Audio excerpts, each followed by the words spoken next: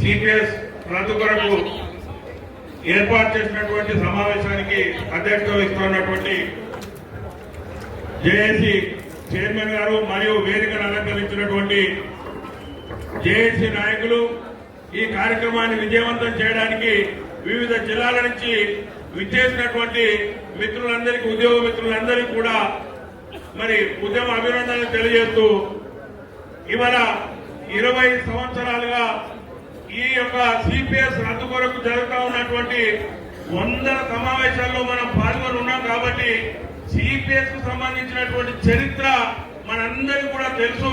మరి అది ఎట్లా ఏర్పడేది ఏంటనేటువంటిది మనకు తెలుసు. కాబట్టి అది రద్దు ఏ విధంగా అవుతుందని కొరికే మనం ముందుకు సాగవలసినటువంటి అవసరం ఉన్నది. ఒకటి ఏంటంటే, గతంలో ఇవి సిపిఎస్ కు సంబంధించినటువంటి సంఘాలుగా పోరాటం చేసినాయి.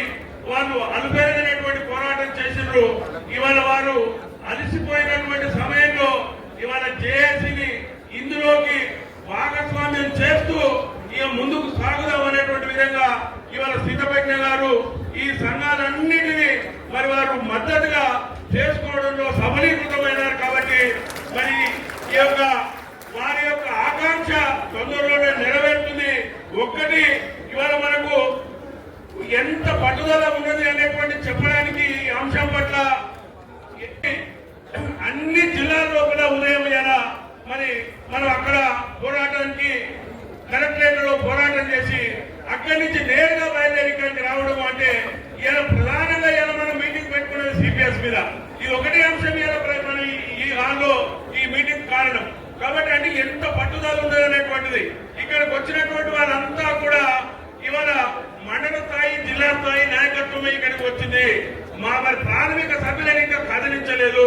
ప్రాథమిక సభ్యులను కదిలిస్తే లక్షలాదిగా ఇవాళ తరలి వస్తారు.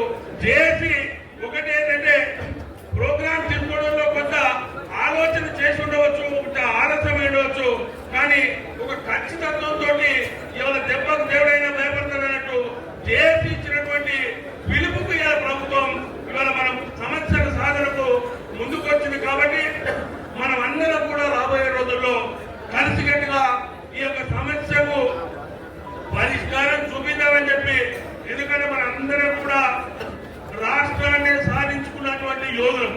ఇది సిపిఎస్ పెద్ద, దానిలో ఇది చిన్నది. కాబట్టి దీన్ని కూడా సాధించుకున్నామని తెలియజేస్తూ అందరం కలిసికట్టుగా సాగుదామని చెప్పి జై తెలంగాణ.